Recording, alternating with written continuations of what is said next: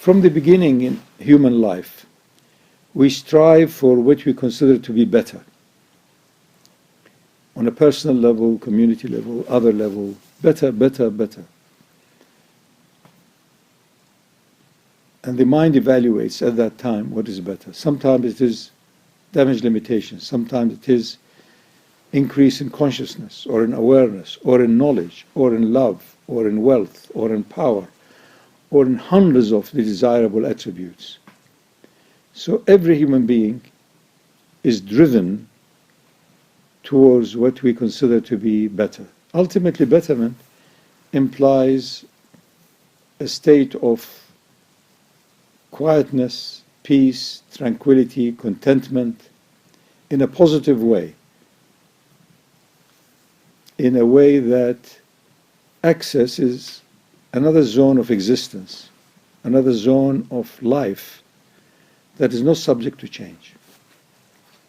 Better in the realm of duality as we are, within space and time, implies an ongoingness, implies smooth connectedness. Knowledge is nothing other than connectedness.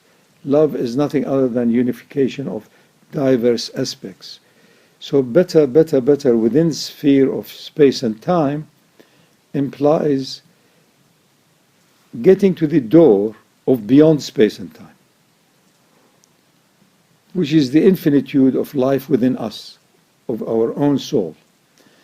Now, we want to improve our bodies, so therefore we have to feed it, we have to care for it, we have to reduce the toxins, we have to exercise, we have to rest, we have to heal, all of the other things. Mind is the same. Body and mind are inseparable. So that our body and mind, we all the time want that state of equanimity accessible at all times, even when you are agitated, even when you are most angry, even when you are threatened, you still want to access that zone of higher consciousness, so you act in the optimum way under those circumstances. Now, food always includes aspects which are intoxicant, or which are detrimental, which are poisonous, which are... So we have learned over hundreds, if not thousands of years, what is appropriate for what situation, summer, winter, yin, yang, and all of the other things that goes with it. Now, when it comes to aspects of emotions, which is the mind, we can't always predict, we can't always in a way, empt. So we need to have a situation that helps us to balance our mind.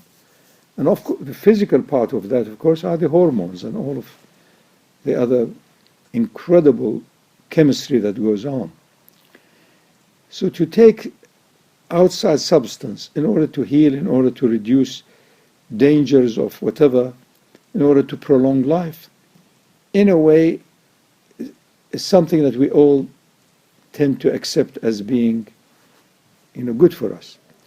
But then there are concentrations of stuff. For example, in most ripe fruits, there is a bit of alcohol. But if you take, manufactured alcohol, then it's naturally going to give you an unnatural also outcome in your mind, in your thinking, in your conduct, in your attitudes, and so on. And these will cause also sometimes irretractable damages. As for other drugs, much of which we don't know what sort of precipitation they leave, again, sometimes it's not reversible. You can't get back to a healthy, normal, natural, if you like, state. Now, they have been used occasionally for consciousness enhancement or whatever. But unless it is under strict supervision and, in a sense, almost like a clinical trial or in a type of a laboratory type of situation, they are best to be, in a way, avoided. Because now you are caught in a mindset or in a difficult situation that you can't cope with. Now you are trying to duck it out and move into another zone that is almost illicit. And that's why it's not durable. We want a situation that is continuous.